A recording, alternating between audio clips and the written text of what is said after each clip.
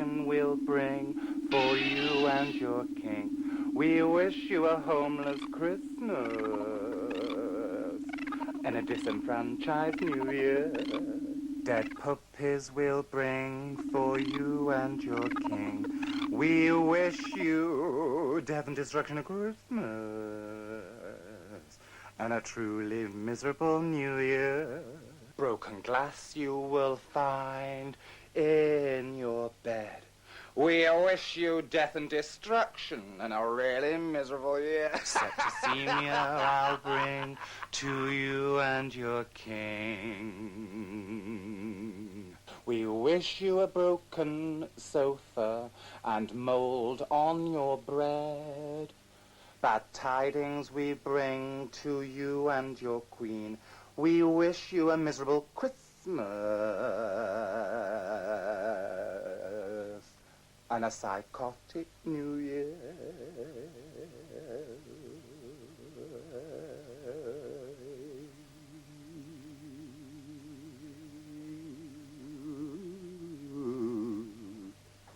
And it was good. Mostly. Ladies and gentlemen, I'm a terrorist. I am the divine David. And you're an illusion. In the words of Donna, it's Christmas, and here I have a Christmas tree. I'm going to decorate it. But before one decorates a Christmas tree, it's always as well to get to know your tree. The tree will tell you what it needs. Baubles and bangles and shiny things on the tree, a little bit passé now. I've come up with a new idea. Taking a dinkum pork pie and a pipe cleaner, inserting the pipe cleaner into the pork pie, making a hook. Voila, the first decoration. And it's such a change from the chocolate novelties. Because many of us, well, we rather like the savoury, don't we? And what will happen as the Christmas season progresses is that the pork pies will change. Instead of fairy lights, soon you'll have lots of colour and movement in the form of blue bottles going around the tree. Beautiful. Doesn't that look nice? Many of us like sausages at Christmas. Look.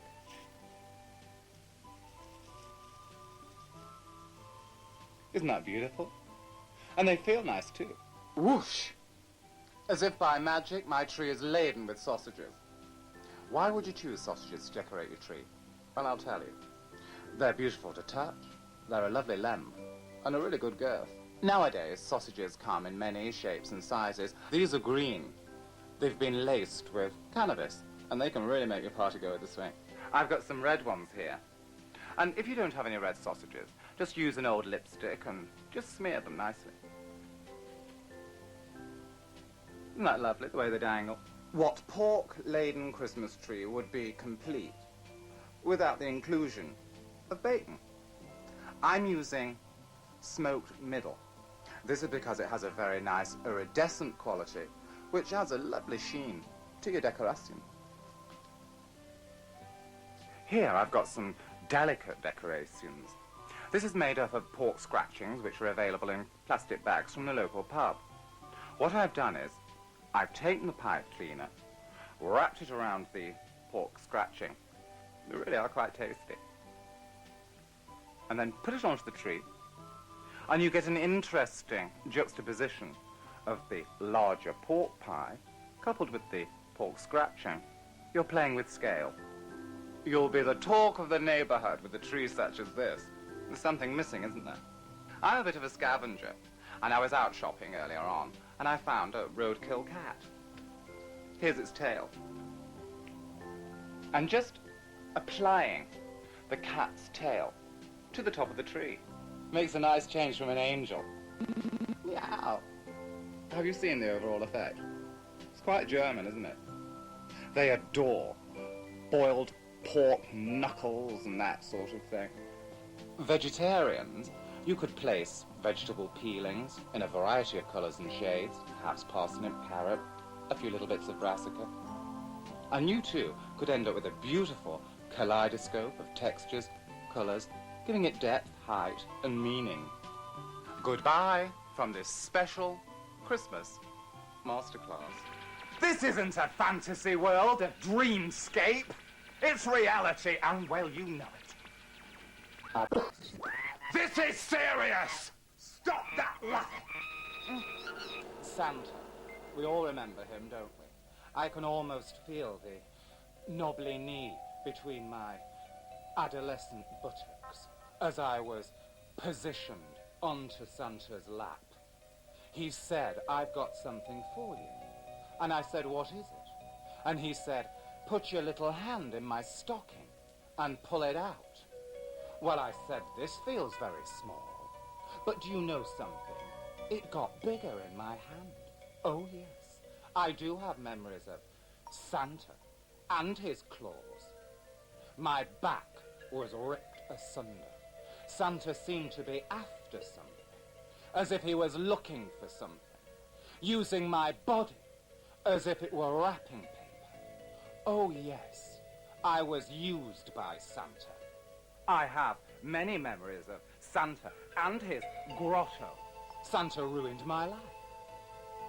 No wonder I became a registered drug addict, an antisocial, and that all my relationships have been profoundly unsuccessful. Oh, yes, Santa ruined my life. I really did see Santa kissing Daddy underneath the plastic mistletoe. Can you imagine the effect that had on me as small child?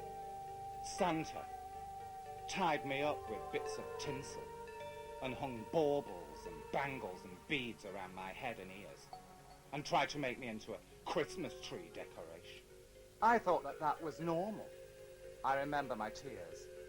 I remember Santa making unnatural demands because I wanted a prize, because I wanted to stick my hand in his bran tub and pull something out. Tiny little fingers in Santa's beard. Where did they come from? And why was there blood all around his mouth? His face, I thought, would be a beautiful ruddy complexion. But it was green, and it smelt. If you rearrange the letters in Santa's name, you get Satan. Rearrange the letters in clause, and I give you Santa. Also, the name of a pedigree Staffordshire Bull Terrier belonging to Camilla Parker Bowles. I went into his grotto. The stench of human excrement is disgusting. They obviously hadn't cleaned up, but they've been there for months, squatting there. People lying around in their own excrement, their own filth. Feces up the wall of the grotto. That's what I remember. And poor Rudolph, poor little Rudolph, only had 3 legs. Why? Because Santa had torn off one of Rudolph's front legs.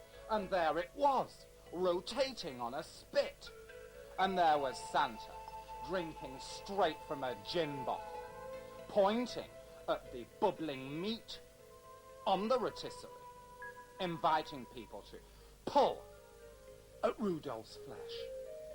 And Rudolph stood there, looking faintly ridiculous, wearing a reindeer-sized suspender belt and tights, and a ridiculous sort of bra ensemble. I went in there to tell Santa what I wanted for Christmas. I walked into an abattoir. Santa sat there with his legs open and his chainsaw in his hand. I'll never forget the sound. He said, would you like a glove puppet for Christmas? And I said, yes, please. And he said, so would I. Rearrange the letters in Santa, and I give you Satan. Santa. Well, that's it for another week. I hope you hold on to life in between now and next week. If you don't, I'll understand.